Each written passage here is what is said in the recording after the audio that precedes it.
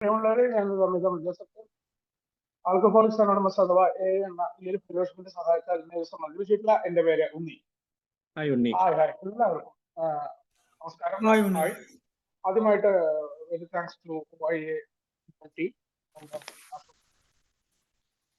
നമുക്ക് വലിയൊരു അവസരമാണ് മലയാളത്തിന് ചരിത്രപരമായിട്ട് തന്നെ വലിയൊരു അവസരം തന്ന ഈ ഒരു ഓൺലൈൻ ഇന്റർനാഷണൽ കൺവെൻഷന്റെ ആളുകളോടുള്ള നന്ദി പറയാനാണ് ഈ ഒരു അവസരം ഉപയോഗിക്കുന്നത്.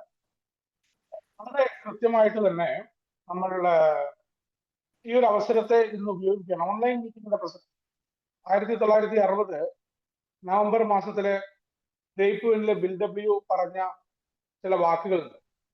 അതിലൂടെയാണ് ഞാൻ ഈ ഒരു മീറ്റിംഗിന്റെ തുടക്കത്തിൽ പറയാനായിട്ട് ഉദ്ദേശിക്കുന്നത്. ഇതില് വളരെ കൃത്യമായിട്ട് തന്നെ വരാനിരിക്കുന്ന മാറ്റങ്ങളെ കണ്ട മനുഷ്യനാണ്.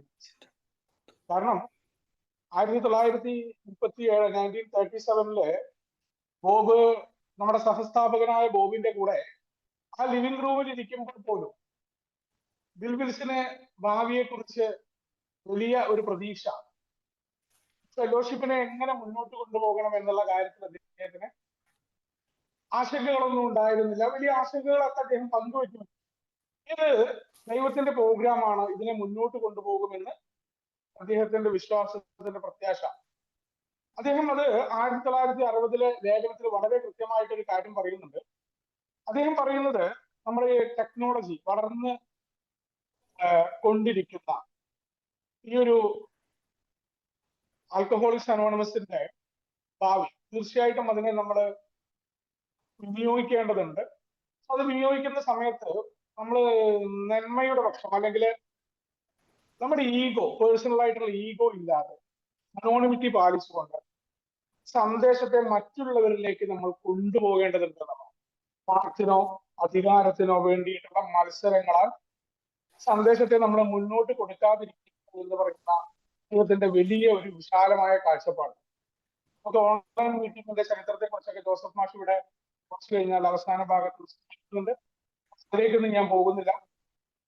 വളരെ കൃത്യമായിട്ട് ഓൺലൈൻ മീറ്റിംഗ് മലയാളത്തിലേക്ക് കടന്നു വന്നത് നമുക്ക് എല്ലാവർക്കും അറിയാം. കോവിഡ് സമയത്താണ് ഓൺലൈൻ മീറ്റിംഗ് മലയാളത്തിലേക്ക് ഫോണിലൂടെ ഉണ്ടായിരുന്ന ഒരു മീറ്റിംഗ് ഒരു കോഡ് അടിച്ചു കൊടുത്ത് നമ്മുടെ പഴമക്കാരായിട്ടുള്ള പല ആളുകൾക്ക് അവിടെ നിന്ന് നമ്മൾ ബ്ലൂ ജീൻസിലേക്ക് കടന്നു വരുന്നു. നമ്മുടെ ജനമൈത്രി ഗ്രൂപ്പ്, അതേപോലെ അമൂല്യ ഗ്രൂപ്പ്, ഇവര് തമ്മിലുണ്ടായിരുന്ന നിരന്തര മീറ്റിംഗ്, അതോടൊപ്പം തന്നെ വിഷയാധിഷ്ഠിതമായിട്ടുള്ള മീറ്റിങ്ങുകൾ മലയാളത്തിന്റെ തന്നെ ആ ഒരു ഭാവിയെ മാറ്റാനുള്ള ശ്രമം ആരംഭിക്കുക. ഞാനൊക്കെ കോവിഡ് സമയത്ത് ആൽക്കഹോളിക്സ് അനോണിമസിലേക്ക് കടന്നു വന്നതാണ്. പണ്ട് കാലത്ത് ആളുകൾക്ക് ഏതെങ്കിലും ഒരു വാർഷികം ഉണ്ടാകുമ്പോൾ പുസ്തകം കാണാൻ പറ്റും. നിത്യമായിട്ട് ആളുകൾ, വിദേശത്തിരിക്കുന്ന ആളുകൾക്ക് ഇപ്പോഴും നാട്ടിലേക്ക് വരാൻ പറ്റുന്ന ആളുകളെല്ലാം അവരും നാട്ടിലുള്ള ആളുകളും തമ്മിൽ ബന്ധം ഉണ്ടാവുന്നു. അപ്പോൾ ആ മീറ്റിങ്ങുകളിൽ പല ഭാഗത്തുള്ള ആളുകൾ ഒരേ സമയം തന്നെ ഈ ഒരു പ്ലാറ്റ്ഫോമിൽ വന്ന് കയറുന്നു. പല ആളുകളും ഇന്റർനെറ്റിന്റെ ഈ സാധ്യത എന്താണെന്ന് മനസ്സിലാക്കുന്നു. അപ്പൊ തുടക്കത്തില് നമ്മുടെ ആളുകളൊക്കെ വിചാരിച്ചത് ഇതൊരു ഫിസിക്കൽ മീറ്റിങ്ങിന്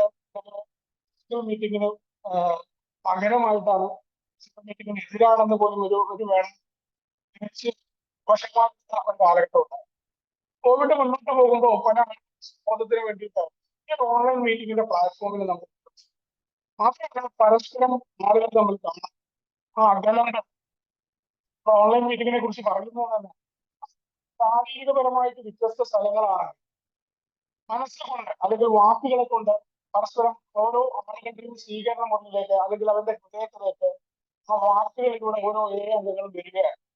ലോകത്തിന്റെ വിവിധ കോണുകളിലുള്ള ആളുകൾ തമ്മിൽ ആശയവിനിമയം സാധ്യമാകുന്നു. ഏറ്റവും പ്രധാനം വിവിധ വിഷയങ്ങളിൽ ആൽക്കഹോളിക്സ് അനോണിമസ് എന്താണ്, ആൽക്കഹോളിക്സ് അനോണിമസിന്റെ പ്രവർത്തന രീതികൾ, 12 പടികൾ, യുവർ സ്റ്റെപ്സിൽ ഊന്നിക്കൊണ്ട് എങ്ങനെയാണ് ആൽക്കഹോളിക്സ് അനോണിമസിന്റെ റിക്കവറി സാധ്യമാണ് എന്നുള്ള കാര്യങ്ങൾ വന്നു. നിരവധി ലിറ്ററേച്ചറുകൾ ഇവിടെ മലയാളത്തിലേക്ക് നമ്മൾ വ്യക്തിപരമായിട്ടുള്ള ചെയ്യാൻ ആരംഭിച്ചു. കാരണം പഠിക്കാനുള്ള ആവശ്യം. ഇത് വിവിധ ഗ്രൂപ്പുകൾ ഗ്രൂപ്പാണ്. അതിനുശേഷം വന്ന തിരുവനന്തപുരം ഇന്റർ ഗ്രൂപ്പാണ്, ജനമൈത്രിയാണ്, എല്ലാവരുടെയും മത്സരം പോലും നമുക്ക് ഉപകാരമായിട്ട് പറയാറ്. ആൽക്കഹോളിക്സ് അനോണിമസില് നമ്മൾ പറയാറുണ്ട് ചായക്കട്ടയും അതിലും ദിവസം ഉണ്ടായാൽ മീറ്റിംഗ് തുടങ്ങും എന്ന് പറഞ്ഞ പോലെ ഓൺലൈൻ മീറ്റിംഗിൽ ഞങ്ങളാണ് ഏറ്റവും നല്ല വിഷയാവതരണ മീറ്റിംഗ് നടത്തുന്നത് എന്ന ആവേശത്തോടു കൂടി നമ്മുടെ പഴമക്കാരായ ഓരോ അംഗങ്ങളും വിവിധ തരത്തിലുള്ള പ്രോഗ്രാമുകൾ അല്ലെങ്കിൽ വിഷയാവതരണ മീറ്റിങ്ങുകൾ കൊണ്ടുവന്നു. നേരിട്ട് ഇന്ററാക്ട് ചെയ്യാനുള്ള അവസരമുണ്ടായി. പുതിയ വിഷയങ്ങളെ കുറിച്ച് ആളുകൾക്ക് പഠിക്കാനുള്ള അവസരങ്ങൾ കടന്നു വരാൻ തുടങ്ങി. ഓരോ അംഗങ്ങളും കൂടുതലായിട്ട് ഞങ്ങൾക്ക് മനസ്സിലാക്കണം, ഞങ്ങളുടെ ഫെലോഷിപ്പിന്റെ ചരിത്രം ഞങ്ങൾ അറിയേണ്ടതുണ്ട്. ഇത് മീറ്റിംഗിൽ വെറുതെ പങ്കെടുക്കുക, ഞങ്ങൾ എങ്ങനെ ഉള്ളവരായിരുന്നു അല്ലെങ്കിൽ കുറിച്ചിരുന്ന ആ കഥകള് പറയൽ മാത്രമല്ല പ്രോഗ്രാം. നമുക്കറിയാം 2 തരം ഫെലോഷിപ്പിംഗ് രീതികളെ കുറിച്ച് തന്നെ ആൽക്കഹോളിക്സ് അനോണിമസിന്റെ ചരിത്രത്തിൽ തന്നെ രേഖപ്പെടുത്തിയിട്ടുണ്ട്. ഇപ്പൊ നമുക്ക് ഒരു മാറ്റത്തിനെ എതിർക്കുന്ന ആളായിരുന്നില്ല സഹസ്ഥാപകനായ വിൽസൺ. അദ്ദേഹം നമുക്ക് ന്യൂയോർക്കിലെ മീറ്റിംഗ് തുടങ്ങുന്നത് ന്യൂയോർക്ക് ഗ്രൂപ്പ് അക്രോൺ ഗ്രൂപ്പിൽ നിന്നുള്ള നമ്മുടെ വ്യത്യസ്തമായ രീതിയിലാണ് ന്യൂയോർക്കിന്റെ പ്രവർത്തനം ഉണ്ടായിരുന്നത്.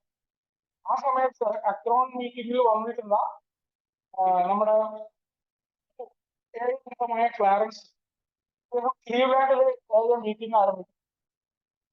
നമ്മുടെ പഴമക്കാരായ ഓരോ അംഗങ്ങളും ആ മീറ്റിങ്ങുകളെ എതിർക്കുന്നുണ്ട്. അങ്ങനെ പുതുതായി കടന്നു വരുന്ന മാറ്റത്തെ ഉൾക്കൊള്ളാനുള്ള വിമുഖത ഗ്രൂപ്പുകളുടെ അല്ലെങ്കിൽ അതിനെല്ലാം വിൽസൺ ശരിയോടുകൂടി നേരിട്ടു. കാരണം എന്താ, പുതിയ മാറ്റത്തെ ഉൾക്കൊള്ളുന്ന ആൽക്കഹോളിക്സ് അനോണിമസ് സജ്ജമായിരുന്നു. ആ മാറ്റമായിരുന്നു സ്പോൺസർഷിപ്പ്. പുതിയ ആളുകൾ പോലും ഒരു അംഗത്തെ സഹായിക്കുക, ടെമ്പററി സ്പോൺസർഷിപ്പ്. പുതുതായിട്ട് നമ്മുടെ അംഗസംഖ്യ 500 പേരിലേക്ക് മാറി. പുതിയ മാറ്റം തന്നെ വിമർശിച്ച ആളുകളിൽ നിന്ന് മാറ്റം ഉൾക്കൊണ്ട് തന്റെ ഫെലോഷിപ്പിന് വേണ്ടിയിട്ടാണ്. ഈഗോ മാറ്റിവെക്കാനുള്ള തയ്യാറെടുപ്പ് നടത്തണം.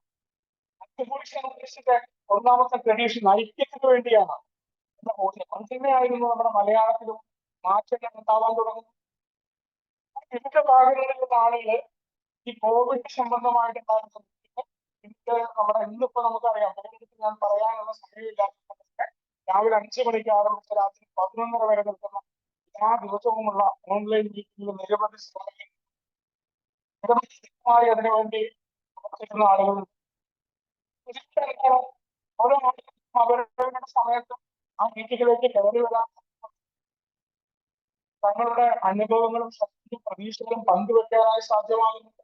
പുതിയ സ്പോൺസർഷിപ്പ് കണ്ടെത്താൻ പറ്റുന്നുണ്ട്. കാലഘട്ടത്തിനനുസരിച്ചുള്ള മാറ്റം ഓൺലൈനിലൂടെ നവീന സാങ്കേതിക വിദ്യകളിലൂടെ നമ്മുടെ റിക്കവറിയെ എങ്ങനെ ത്വരിതഗതിയിലേക്ക് കൊണ്ടുപോകാം, മുന്നോട്ട് കൊണ്ടുപോകാനുള്ള മാറ്റമാണ്.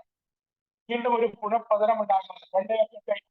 ആൽക്കഹോളിക്സ് അനോണിമസിന്റെ സന്ദേശം അത് ഒരാളിൽ നിന്നും മറ്റൊരാളിലേക്ക് പകർന്നുകൊണ്ടാണ്. വിഷയങ്ങളെ കുറിച്ചുള്ള മനസ്സിലാക്കൽ നമ്മുടെ അധ്യായത്തിൽ പറയുന്ന പോലെ വേണ്ടത് സത്യസന്ധതയാണ്, കുഴപ്പമുണ്ട് എന്നുള്ള അറിവാണ്. അപ്പൊ നമുക്ക് ഓപ്പൺ മറ്റുള്ള ആളുകൾ ഉൾക്കൊള്ളാനായി നമുക്ക് പറ്റും. പിന്നീട് വേണ്ടത് ചെയ്യാനുള്ള സന്നദ്ധതയാണ്. അങ്ങനെ ആകുമ്പോൾ ഏതൊരു പരിമിതികളെയും നമുക്കൊന്ന് മാറ്റാവുന്നത് ഓൺലൈൻ മീറ്റിംഗ്. ഭാവിയിലേക്ക് മലയാള മീറ്റിംഗുകളുടെ ചരിത്രത്തിലെ ഇപ്പൊ നമ്മൾ കാണാൻ പറ്റില്ല മാറ്റം.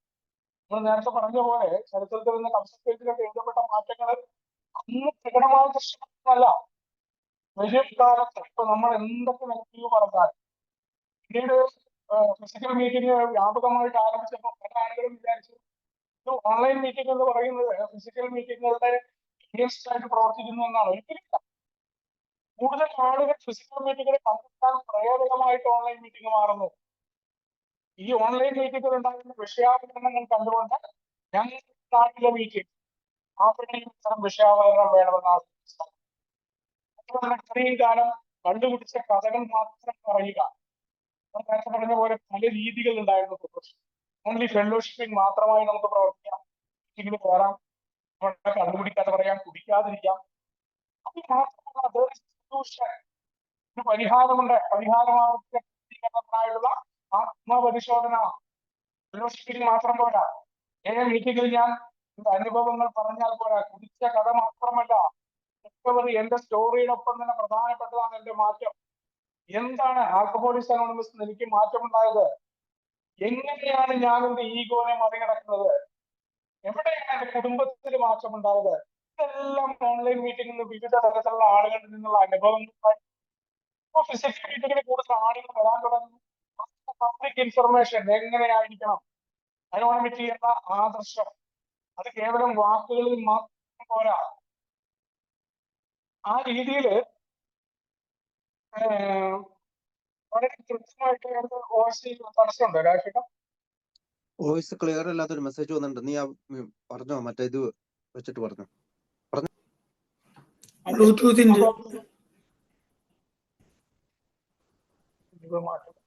എന്തായാലും വളരെ കൃത്യമായ രീതിയിൽ ആൽക്കഹോളിക്സ് അനോണിമസിന്റെ പ്രവർത്തനങ്ങൾ വളരെ നല്ല രീതിയിൽ മുന്നോട്ട് പോകാനായിട്ട് പിന്നീട് തുടങ്ങുകയാണ്. അപ്പൊ എനിക്കിങ്ങനെ എങ്ങനെയാണ് ആൽക്കഹോളിക്സ് അനോണിമസിന്റെ സന്ദേശത്തെ മറ്റ് സ്ഥലങ്ങളിലേക്ക് എത്തിക്കേണ്ടത്? നമുക്ക് പബ്ലിക് ഇൻഫർമേഷന്റെ വർക്ക് ബുക്ക് ഉണ്ട്, അതേപോലെ നിരവധി പാംപ്ലെറ്റുകൾ, നമ്മൾ മലയാളത്തിൽ ഇറങ്ങാത്ത പാംപ്ലെറ്റുകൾ കൂടെ നമ്മൾ തർജ്ജമ ചെയ്തുകൊണ്ട് നമ്മുടെ വ്യക്തിപരമായ കാര്യത്തിന് മറ്റംഗങ്ങൾ അറിയുക. അവിടെ വിൽസൺ നേരത്തെ സൂചിപ്പിച്ച പോലെയാണ്, അവിടെ ആർക്കും പേര് കിട്ടുന്നില്ല. ഞാൻ തർജ്ജമ ചെയ്തു എന്ന കുറച്ച് കൂടുതൽ ആളുകളിലേക്ക് എത്തിക്കാൻ. എന്തിനാണ് ആളുകളിലേക്ക് എത്തിക്കുന്നത്? പ്രാഥമിക ഉദ്ദേശത്തിൽ നിന്ന് പ്രവർത്തിക്കാൻ.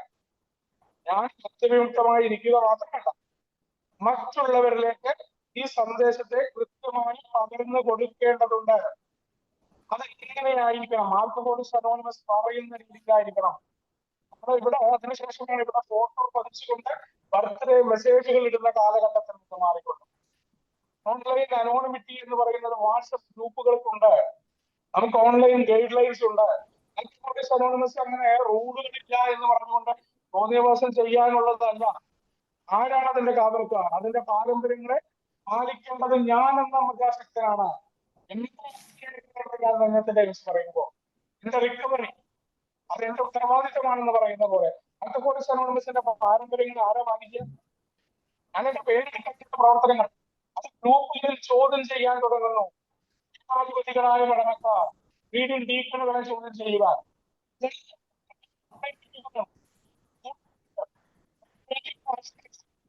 മറിച്ച് ആവരണങ്ങളുടെ പരിശോധന നടത്തണം. ആത്മീയത എന്ന് പറയുന്നത് രണ്ട് ഓൺലൈൻ മീറ്റിങ്ങുകൾ നമുക്ക് പഠിക്കാൻ പറ്റണം. തെളിവ് കേട്ടിന്റെ പഞ്ചായത്ത് എന്ത് പറഞ്ഞാലും കേട്ട് തിരിച്ചു പറയാത്തതൊന്നല്ല, ആത്മത്തിലേക്ക് അവരനെ ഉൾക്കൊള്ളുന്ന ആത്മീയത. ന്റെ 57ാമത്തെ പേജ് ബുക്കിൽ പറഞ്ഞ പോലെയാണ്, ഞങ്ങൾക്ക് ആത്മീയതലം എന്നാൽ വിശദമാണ്, എല്ലാത്തിനെയും ഉൾക്കൊള്ളുന്നതാണ്. കാര്യങ്ങൾ ചർച്ച ചെയ്യുക. അത് ദൈവത്തെക്കുറിച്ച് ചർച്ച ചെയ്യുന്ന രണ്ടാമത്തെ പടി ദൈവം എന്ന് പറയുന്നത് ആ ഒരു ചർച്ചയിൽ മാത്രം നിൽക്കുന്നതല്ല, ചർച്ചിക്കുന്ന സമൂഹത്തിൽ നിന്ന് മാറി നിൽക്കാൻ നമ്മളെ സഹായിക്കുന്നു. വിശ്വാസമുള്ളവർക്കും ഇല്ലാത്തവർക്കും പ്രവർത്തിക്കുന്നതാണ് ആൽക്കഹോളിക്സ് അനോണിമസ്. ഇവിടെ ആത്മീയതയിലേക്കുള്ള നിരവധി പദ്ധതികൾ നമ്മളിവിടെ അവതരിപ്പിച്ചു. നിരവധി വിഷയങ്ങൾ ഒരു രീതികളല്ല പ്രവർത്തിക്കാനായിട്ട് അവനവന്റെ തന്നെ കാരണം ഉപയോഗപ്പെട്ടുകൊണ്ട് എങ്ങനെയാണ് എന്റെ റിക്കവറിയിലേക്ക് നയിക്കേണ്ടത് എന്നാണ്. സന്ദേശം എങ്ങനെയാണ് വളർന്നത്? ഓൺലൈൻ മീറ്റിങ്ങുകൾ തന്നെയാണ്. ഒന്നും രണ്ടും രീതികളിലല്ല. ആൽക്കഹോളിക്സ് അനോണിമസിന്റെ ചരിത്രം നമ്മളിവിടെ പറയാൻ തുടങ്ങി. എന്താണ് ആ ചരിത്രത്തിലേക്ക് നമ്മൾ നോക്കുക? നമുക്കറിയാം ഇത് എവിടെ സംഭവിക്കുന്ന കാര്യങ്ങൾ കേരളത്തിൽ മാത്രം ഉണ്ടാകുന്നതല്ല, ലോകവ്യാപകമായിട്ട്. ഇതുകൊണ്ടാണ് ടെലിവിഷന്റെ കഥ നമ്മളുമായിട്ട് സാമ്യപ്പെടുന്നത്. എന്തുകൊണ്ടാണ് ലോകത്തിലെ ഇന്നത്തെ ഡെയിലി റിസപ്ഷൻ കൂടുതലാണ്, ഗ്ലോബൽ ഷെയറിംഗ് ആണ്. എന്തുകൊണ്ടാണ് മധ്യസ്ഥം വേറൊരു മധ്യസ്ഥം സംസാരിക്കുമ്പോൾ ആ സ്ഥലവും കാലവും സാമ്യപ്പെടുന്നത് എങ്ങനെയാണ്? അമേരിക്കയിൽ ജനിച്ച ബിൽ വിൽസനും ഞാനും തമ്മിലുള്ള ബന്ധം എന്താണ്? ജീവിതത്തിലുണ്ടായ അനുഭവങ്ങൾ എന്റെയും ജീവിതത്തിൽ മാറ്റം ഉണ്ടാക്കിയിട്ടുണ്ട്, അല്ലെങ്കിൽ എനിക്കും ഉണ്ടായിട്ടുണ്ട്. ഞാൻ ഒറ്റപ്പെട്ടവനല്ല, എനിക്ക് മാത്രമല്ല എന്നുള്ള ബോധ്യം. നമുക്ക് എവിടെ ഒരു മധ്യസ്ഥനുണ്ടോ? കിലോമീറ്ററുകളോളം, വിദേശങ്ങളിലൊക്കെ കിലോമീറ്ററുകളോളം പങ്കെടുക്കാനായി പറ്റുന്ന ആളുകൾ മാറ്റി.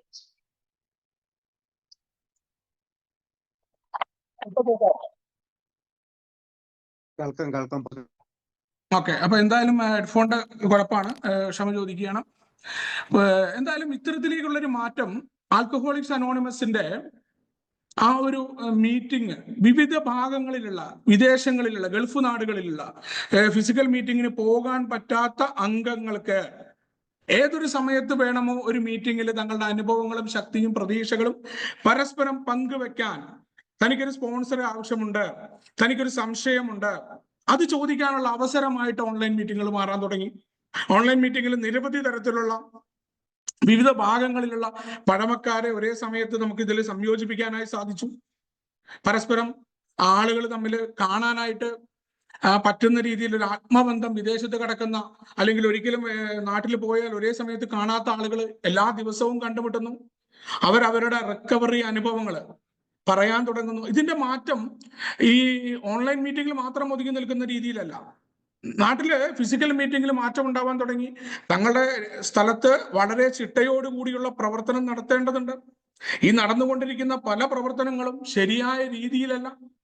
ഈ ശരിയായ ആൽക്കഹോളിക്സ് അനോണിമസ് പറയുന്ന രീതിയിൽ പ്രവർത്തനം നടത്തുമ്പോഴാണ്, നേരത്തെ ഇവിടെ പറഞ്ഞ പോലെ മറ്റുള്ളവരോടൊത്തുള്ള പ്രവർത്തനം 12-ാം പടി എന്ന് പറയുന്നത് കേവലം സന്ദേശം കൊടുക്കൽ മാത്രമല്ല, അതിനോടൊപ്പം ഞാൻ എന്ത് ചെയ്യണം, ഞാൻ എവിടെയാണ് നിൽക്കേണ്ടത് എന്ന് തുടങ്ങിയിട്ടുള്ള നിരവധി ആശയങ്ങൾ ഇവിടെ കൊണ്ടുവരാൻ തുടങ്ങി.